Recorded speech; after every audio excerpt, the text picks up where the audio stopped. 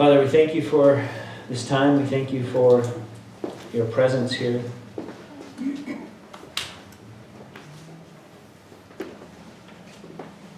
for your amazing love for us.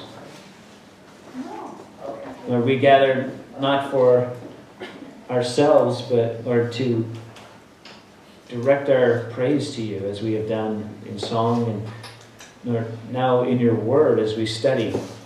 It's to get a glimpse even more of who you are and what life is to be like in the kingdom.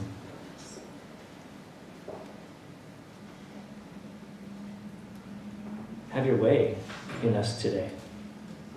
Or that we would leave here not with a check that we've been to church, but with life change and transformation. I pray that that would happen not just here in this place, but all across Port Angeles today, that your word would go forth with great truth and with great power. In Jesus' name, amen. So we've been looking at the Sermon on the Mount, and Jesus has been outlining and detailing for us in these weeks what life looks like living in the kingdom of God, and what are some of the character traits that we should be exhibiting as those men and women who are living in and under the kingdom of God in our lives and through our lives. And then he moved into chapter 6. In the last few weeks, we've looked at hypocrisy in religious people in the areas of giving and prayer and fasting, and how they were doing these things not so that they would draw closer to the Lord, not so that they would have a real ministry, but that other people would notice and give them praise. And Jesus had some things to say about that. And so as we come to today's little section, we want to keep all of that in mind, because sometimes what happens is we break up one message that this was of Jesus. You know, he didn't have part 15 come back next week. It was one message that he was giving. And the problem for us, I think, is when we break it up as we have been doing, is we can lose sight of the whole picture. You know, we get focused on the trees and lose the forest, so to speak. And so that's why I want to just remind us of where we've been and the whole picture of the kingdom of God and kingdom living and what that looks like, and how that then is going to relate to this particular aspect that he's going to bring forward to us about our treasures and about money and those things. And just from the top, we want to just make it known that, you know, Jesus wasn't against wealth or rich people. The Bible is filled with those who had done well. You know, you go back in the Old Testament, and Joseph had, you know, a bit of a rough start, but he ended up second in the kingdom of Egypt, so he was doing all right. Abraham was doing so well, he had his own fighting men.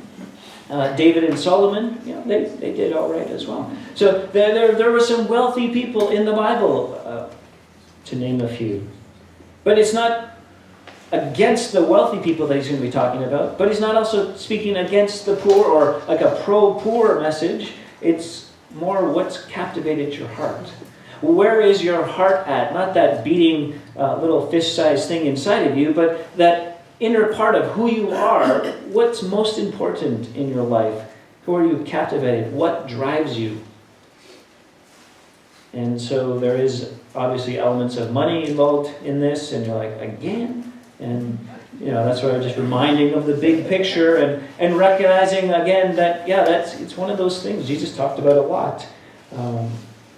Tell the story, Martin Lloyd-Jones tells the story of a farmer who ran into the kitchen all excited to tell his wife that their finest cow had just had twins, one brown and one white.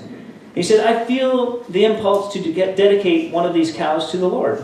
We'll bring them up together, and when they're at a marketable age, we'll sell them. We'll keep the proceeds from one, and from the other, we'll give the other proceeds to the Lord. His wife went right to the issue, as wives are prone to do, and said, which is the Lord's cow? The white one or the brown one? He replied, well, there's no need to worry about that, dear, or to decide now, since we'll raise them together. Well, some months later, he entered the same kitchen a little more slowly and somberly, and his wife asked, why are you so downcast? And he replied, I have bad news. The Lord's cow died. The Lord's cow died. Why is it always the Lord's cow that dies, right? the one we were going to dedicate to the Lord, and, sorry, Lord, that's what it happens. But here's just a few things to remind us, kind of background. Genesis 1, all things are created by God and are good. Just keep that in mind. All things are created by God and are good. There are certain things we need to live in this world. And, you might just want to circle need, because there's a difference between need and want. And then He's given us all things to richly enjoy. That's kind of sweet, right? He's given us all things for us to richly enjoy. Well, Warren Wiersbe said, "It is not wrong to possess things, it is wrong for things to possess us." It's not wrong to possess things, it's wrong for things to possess us. And finally, Jim Elliot, missionary, martyr. "He is no fool who gives what he cannot keep to gain what he cannot lose." Keeping these things in mind as we come to Matthew chapter 6, verse 19. We're going to read through to verse 24, and then we'll go back through our verses today. "Do not lay up for yourselves treasures on earth where moth and rust destroy and where thieves break in and steal. But lay up for yourselves treasures in heaven, where neither moth nor rust destroys and where thieves do not break in and steal. For where your treasure is, there your heart will be also. The eye is the lamp of the body, so if your eye is healthy, your whole body will be full of light. If your eye is bad, your whole body will be full of darkness. If then the light in you is darkness, how great is the darkness? No one can serve two masters, for either he will hate the one and love the other, or he will be devoted to the one and despise the other. You cannot serve God and money." It's interesting as Jesus lays these things out, it's not something new that he's going to be talking about. You see, when John the Baptist was asked in Luke chapter 3, what do we need to do to obtain the fruit of righteousness? And you can look it up later. He answered with 3 parts that really all dealt with money and possessions. But they didn't ask about that. They asked, what do we need to do to demonstrate the fruit of righteousness? How do we show that we're righteous? His answer involved your stuff. And Jesus is involving our stuff because that's a measure of where our heart is at. So number 1, don't settle for temporary when eternal is possible. Don't lay up for yourselves. The original language would read treasure or treasures. The word for treasure is where we get the word thesaurus. And if you're not familiar, a thesaurus is a treasury of words. It's, a pile of words. But it really meant an abundance of something in that day. So don't hoard up for yourself heaps and heaps so you have more in light of what has just been taught in chapter 6, the hypocrisy. Don't have excess so that you can demonstrate to others how much you have. Right? Don't hoard. Don't get more just to have more. He says, don't lay up for yourselves treasures on earth where moth and rust destroy and where thieves break. What's going on? Well, in that day, there was no bank. There was no currency, paper, or stock market to invest in. There's no. How did people have wealth? Well, one of the ways was they had clothing and garments, and so you would know someone was wealthy and rich because why? They had oodles of garments, oodles of clothes. Except for what's the problem with all those things? Moths. Imagine you pull out, you got all these garments, and then you go and you start digging, and you're like, ooh, that one's right, that one's right. It's not going to last. And where rust destroys, which could be about the precious metals, there's destruction, and then stolen by thieves. Well, most homes were made, at that time out of clay and brick, and the thieves would come in and dig underneath and take what they wanted. There was no Fort Knox, there was no way to, no home safes. And so all of these things that are so important are temporary. They're not lasting. That's still true today. The things we have, the things that we protect, and we lock our doors, we double check, and did you lock the doors? Yes, I locked the doors. Why? Because we don't want someone to come in and take our stuff. Like, oh. Why? Because it's our stuff. But yet that stuff's temporary. And he says, don't worry about your stuff. Don't lay up for yourselves treasures in earth. Yeah, don't invest in, don't think about all the time your earthly things. Jesus said to the rich young ruler, one thing you still lack, sell all that you have and distribute to the poor, and you will have treasure in heaven, and come, follow me. Now, he didn't say that to every person who had money. He didn't tell all to sell everything. He went and hung out at Mary, Martha, and Lazarus' home and enjoyed their home, and it evidently had enough room for him and his disciples, so they were doing all right. He didn't say, hey guys, you better sell this, No. But for that young man, he saw into the heart.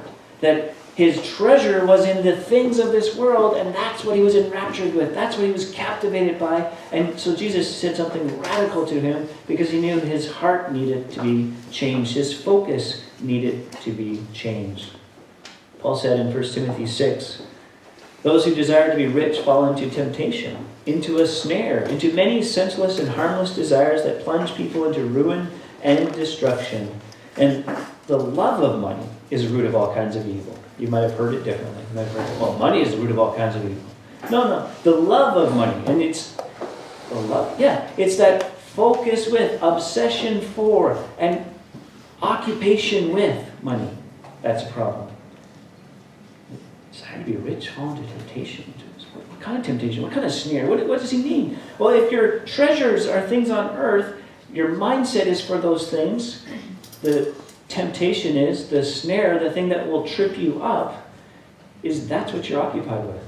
You're not able to get involved in things of God because, well, hey, there's more to be made. There's more to do. I've got these things I got to pay for, and so I can't do those things for God because I've got this that I've got to take care of. And that occupies your time, and you're enraptured by it.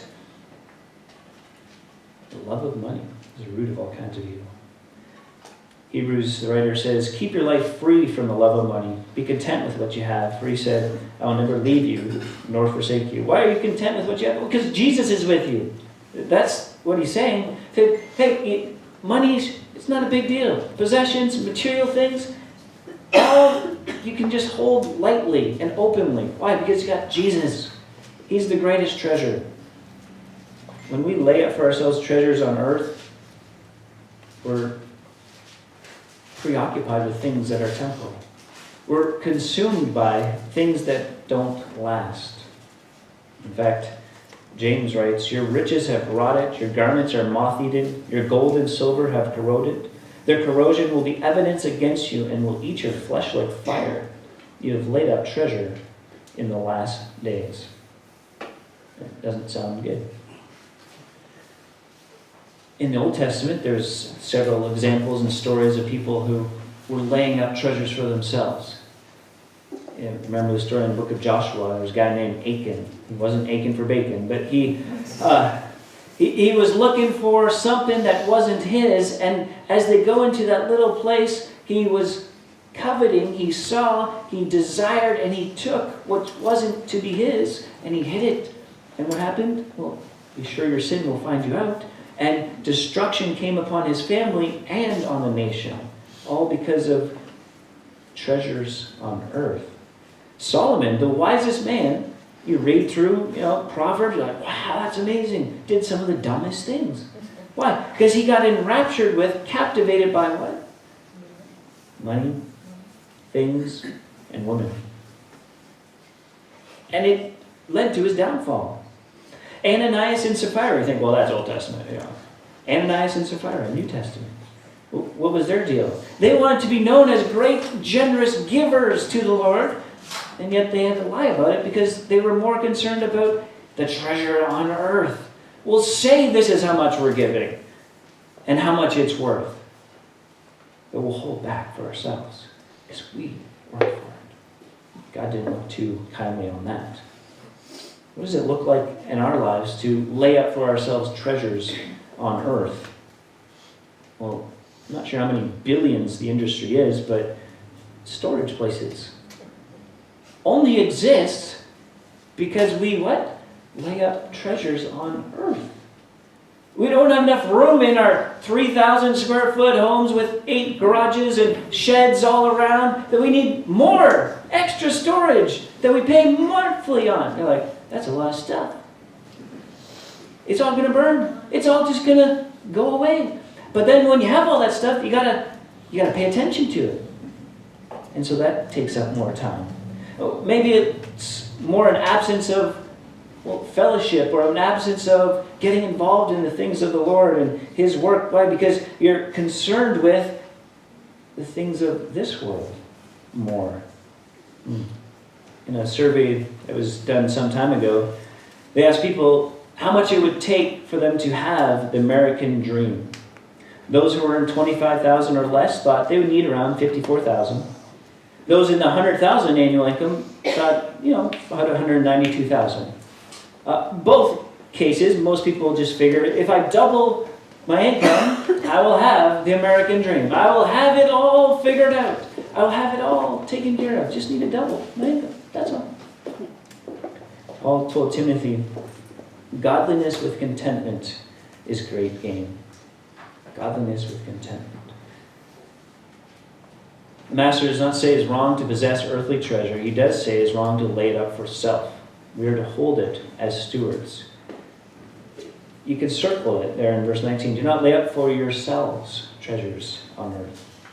It doesn't speak against providing for your family. That's given in the Bible. It says you don't work, you don't eat. It doesn't tell us not to plan ahead and have a budget or invest for the future. It's not against those things. But laying up treasures for ourselves, there's a problem. Because there's a heart issue. And so he says, lay up for yourself treasures in heaven where neither moth nor rust destroys, where thieves do not break in and steal. For where your treasure is, there your heart will be also. Number 2, it's a heart matter. It's a heart matter. It's really the center of the whole message, that it's about our heart. Our walk with God is about our heart, our relationship with Him. Not the external things we do. Those are fruit or lack of fruit of how the relationship is going. Paul wrote, and it's rather lengthy there on the screen in 1 Corinthians 3, 12-15, that if anyone builds on the foundation with gold, silver, precious stones, wood, hay, or straw, each one's work will become manifest, for the day will disclose it. Because it will be revealed by fire, and the fire will test what sort of work each one has done. If the work that anyone has built on the foundation survives, he will receive a reward. If anyone's work is burned up, he will suffer loss, though he himself will be saved, but only as through fire. What's the point? Well, at the end of it all, your treasure on earth, your treasure on heaven, it's going to be weighed out. It's going to be judged. It's going to be revealed, and only those things that are built for eternity are going to last. All the rest is just going away. All the rest, you'll be like, I wasted a lot of time on whatever that might be. There's an understanding in Scripture that with repentance comes change that is evident in our finances. Because that's where your treasure is, your heart will be also. In fact, when Jesus came to Zacchaeus, you remember the wee little man? He climbed a tree. Right? Here's what he said to Jesus. He said, I'll give half of my possessions to the poor, and if I've cheated anyone, I will pay back 4 times. And Jesus said, what? He says, today salvation has come to this house. He equated the heart change because he could see where the treasure was to now where it is. His treasure was in getting more. He was a tax collector. How much can he get? How much can he squeeze out of the people? A lot. Right? And now, I will give half of it away to the poor. I will repay up to 4 times anyone I've wronged. There's a treasure. There your heart will be also. Change. And Jesus recognized that. Treasures in heaven, planners today will say, hey, plan for the future. You should invest, and if you follow Dave Ramsey or something, he'll say 15% of your income, and what are you supposed to do? 20, 30, 40 years down the road, then we're, just put it over. Don't think about it. Jesus says, don't invest for 30 years, invest for 30 million years. Oh, That's a little longer. Because in 30 years, or 40 years, or at some point, you're going to die. And there's no hearse going by with a U-Haul. There he goes with his stuff. Isn't that nice? No. How much are you going to leave behind? Everything. You're not taking any of it with you. Compare a couple tombs with me for a second. In Egypt, the tomb of King Tut, the boy king.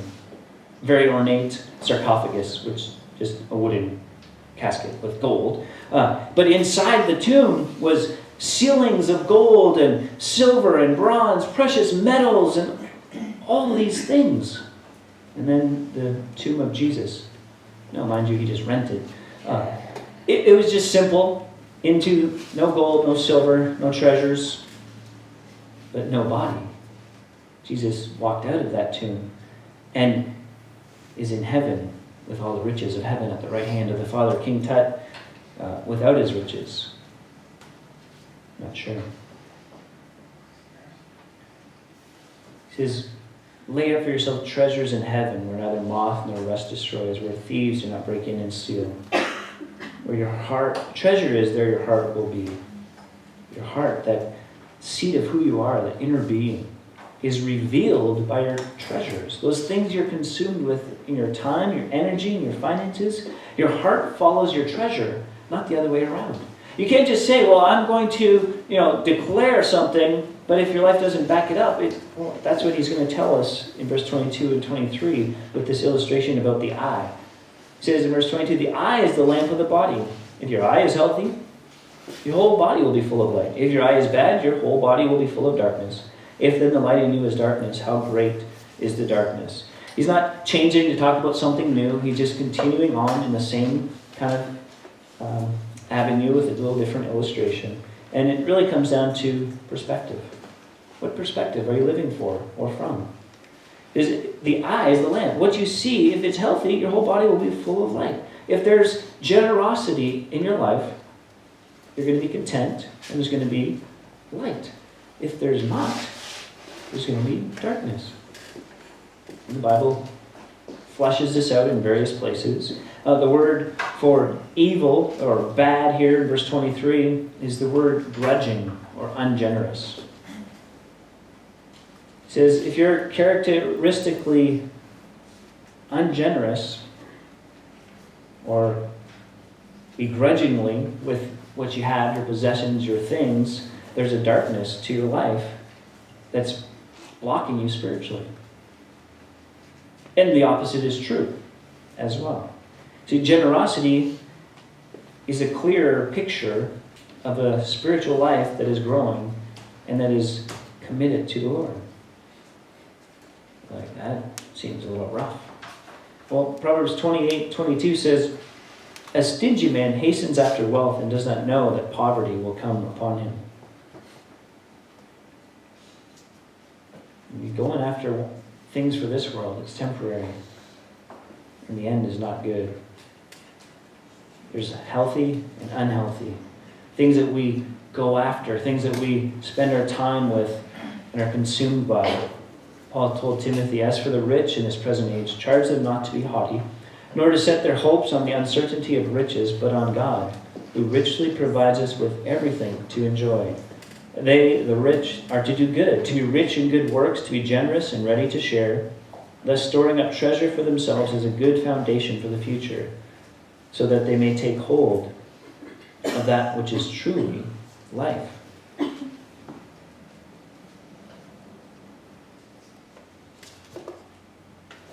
And then he comes to the last two verses in this little section. It says, no one can serve two masters. Rather, he will hate the one and love the other, or he will be devoted to the one and despise the other. You cannot serve God and money. Who do you serve? We're all going to serve someone. Like a song. It's going to happen. We serve something, someone. And it becomes evident in our lives. And we might think, well, I can serve two masters. It's fine. I serve my boss at work, and then I come home and I serve my wife. Not the same. See, Masters here is kurios, Lord, person having authority, power, and control over the actions of other people. To serve is the Greek word doulos, to serve. It's not an employee type relationship. It's slave. But the slave doesn't get a choice. If you're working for an employer and you take, well, they're like my master, I have to do what they say. It's still different. Why? Because if you get sick and you have days that you can take as days off, you're sick, you call, I'm sick, I'm not coming in. Oh, okay. If you're a slave, you don't get that choice. Why? Because you're a slave. You have to be fully there. You don't get to decide, well, today I'm going to serve my master, and tomorrow, I've got other things to do. No, you're fully in. Jesus is comparing that to our life with Christ and the way we interact with the things that we have. You can't serve both of these things and still be committed to the Lord. They're like, that's harsh. Imagine, this was 2,000 years ago, where the wealth that we enjoy today was very rare. It was specialized for a few. It wasn't so readily available that so many of us would struggle with this area. But Jesus knew. He knew that double-mindedness is not good for us. This word for money is the word mammon. And some of your versions might say that. You're like, mammon, what is that? Well, it's more than simply money. It's your possessions, your material. It's really an entity. It says, don't serve your money. Don't let money be your idol. In other words, let your money serve the Lord and it will serve you. It wasn't the wealth that Jesus was worried about, but it's the materialism that surrounds wealth. See, money is morally neutral. It's neither here nor there. It's just money. It's what we value it by. A piece of paper or a coin. We say it's this much, but it's neutral. But what do we do with that? Are we using our time, talents, and treasures for God's kingdom or for our kingdom? And Jesus is obviously talking still about the heart. We say, oh, I love God. And then our way that we handle our money doesn't really match. That is hard. That's just, I don't know about that. I think that's just very legalistic. And yet, this comes in the Sermon on the Mount about kingdom living. What it's supposed to look like to live in the kingdom. Remember this, you will sacrifice for your God. If you will sacrifice for the sake of money, but not for the sake of Jesus, don't deceive yourself. Money is your God. You can only serve one. How do you know?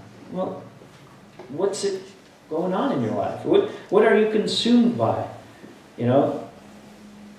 I think if you haven't gone through like a Dave Ramsey or Ron Blue, these different Crown Financial or Financial Peace, one of these different things, it'd be well worth the time to go through. Why? Because it demonstrates that money is not to be our master. We have choices we can make over these things so that it can serve us and serve the Lord rather than we serve it. And how does that happen? I think one of the things I appreciate about Dave Ramsey is this idea of not being in debt. And you're like, what? That's fine. That's good. That's how I have credit card. And I need my credit card. Like, okay, well, here, just hear it out. If we are buying things continually with money we don't have, that's what a credit card means, right? You don't have the money at the moment because I'm going to pay it back someday, With payments, 73 payments, over 6 years. You become tied to that thing in a way that you wouldn't otherwise. Why? Because now you're really concerned about your job because you need to make enough to make sure you cover those payments. Right? So now there's a worry, which he gets into next week. Anxiety. Oh. And you're worried about having enough, and so that's consuming you. And so then other opportunities to give and be generous for the Lord and to help people, you're like, I can't because I need to worry about this. And this becomes the thing that, and now you go, wait a minute, where's my heart at? You just look at your treasure. This is not a quick little lesson. You go, okay, I've got it. Got it figured out. If there's a section of Scripture I would skip, this might have been one. Why? Because it doesn't matter if you have a lot or if you have a little. This is an area and a thing we all struggle with. And you can debate and say, well, I don't struggle. You do. Because if you don't have a lot, you wish you had more so that, you could demonstrate to the Lord how generous you would be, if you had more. If you have a lot, you either are already doing well in this regard, and so you're already generous, and God just keeps giving you more because you're generous, and you have stuff, but it doesn't have you. But then there's others who have, and there's not enough. I just need a little more, and then I'll be content, and then I'll be happy. But it's one of those things where your treasure is, there your heart will be also. And I wish there was an easy, quick little formula, that we could, this is enough, now I'm good, my heart is fine, and I'll just play it out nicely. And you can just kind of plug in your numbers, plug in your heart, and kind of sync the two up, and I'm good, And then they bring out a new phone, or a new kind of gadget, or tool, or car, or there's a neighbor got and you need, and you me? No. Ooh. Rachel asked me last month, well, what did you want for your birthday? I said, I don't need anything. I said, I've got clothes. I want to get rid of half of those. I don't wear them all. I like just 3 shirts and a couple pants. It'd be awesome. And do the Facebook thing, or what's Zuckerberg? Just that gray shirts. Or different people that just go very plain. Why? Because it just takes away all the worry about what am I going to wear? I said, I don't need anything, but I got a big want list. I said, here's the list. It's long. I said, those are a lot of money. Yeah, that's why it's called wants. They're not needs. But then you think, well, are they wrong? No. In and of itself, none of it is wrong. You're like, well, now I don't get it. How do I know that? Again, it's a heart matter. Where your treasure is, there your heart will also be. If you can have stuff and it doesn't have you, more power to you. Because likely it means you're generous to the people closest to you, to those in a bigger sphere around you, to the Lord in a greater sense, so that those things don't have a hold and a grip on your life. But if whatever you have now, you're preoccupied with, making sure you have enough for, or consumed by, there's a situation you need to address with the Lord. He's speaking to you that, I got to be careful here. And it's going to look different for all of us. I've been thinking about this a lot this last week. I'm like, man, I'd like to skip this whole section. It's just crazy. Because it's one of those where you can't just figure it out. I've been thinking, okay, so what has gone on in my life? What things that I have, are they my am I like, no, I drop my phone all the time. I'm like, oh, well, it's got a nice cover. It's good. And I thought about some of the purchases I made over the years. And what I've realized for me is that I like some nice stuff, right? But I take a long time to buy those things.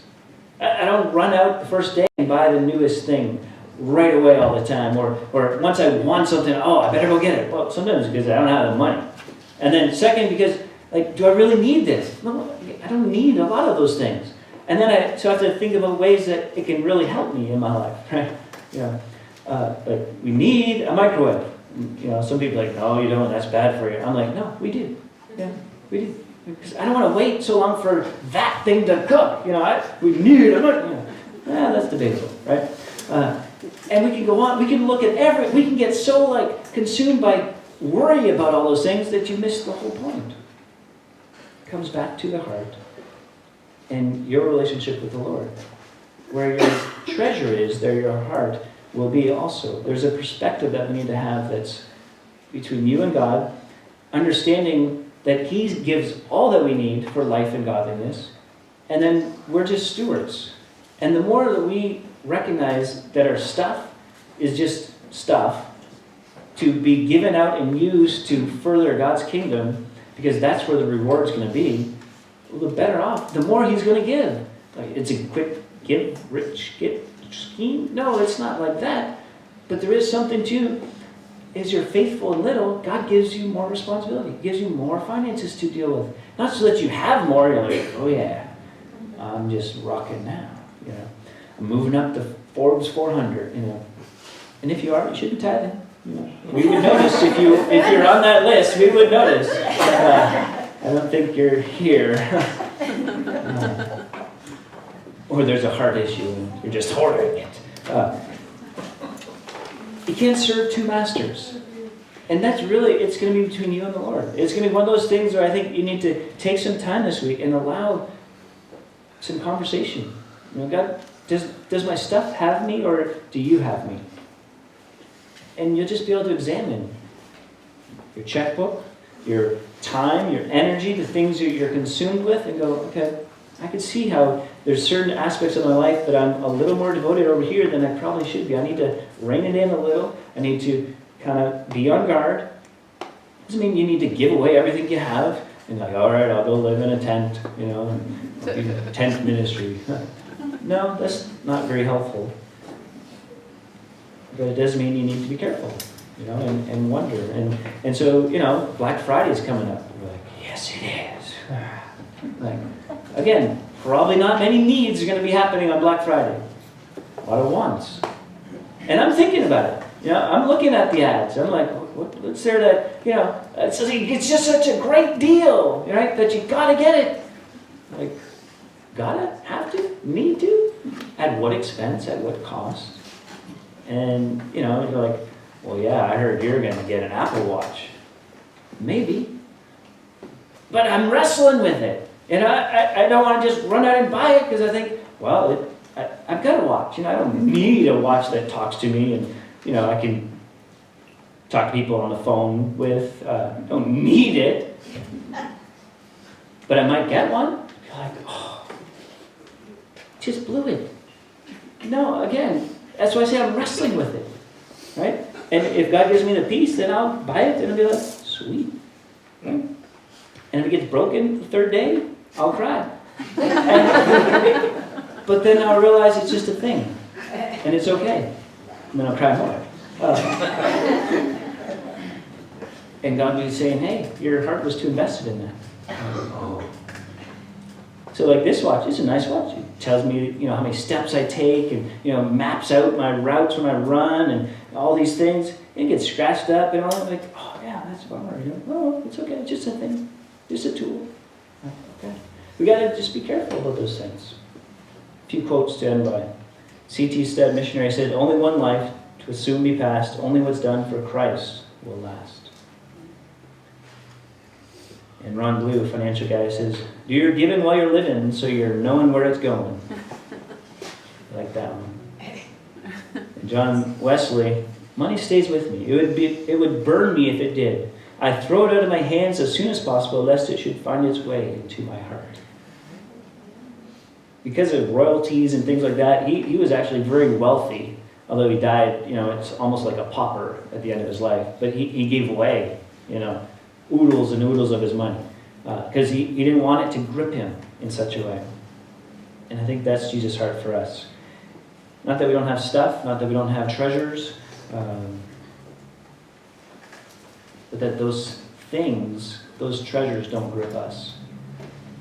And for each of us, that's something we have to wrestle with, I think. To not wrestle with it is to ignore what Jesus says. To just think, oh, it's fine, I'll just live how I want and God will bless me. It misses the point that it's a heart issue. And so it's not a condemning thing, it's just a, hey, where your treasure is, there your heart will be also. Just do a check. Just check your heart. What are you consumed with? What's your passions for? And what's your time given towards? And just sort of watch and see. God will make it clear. Maybe there'll be things that He wants you to be more open-minded about. And one of the things God's been speaking to me this week was, just have a little cash in your wallet. I'm like, cash in my wallet? I haven't used cash ever.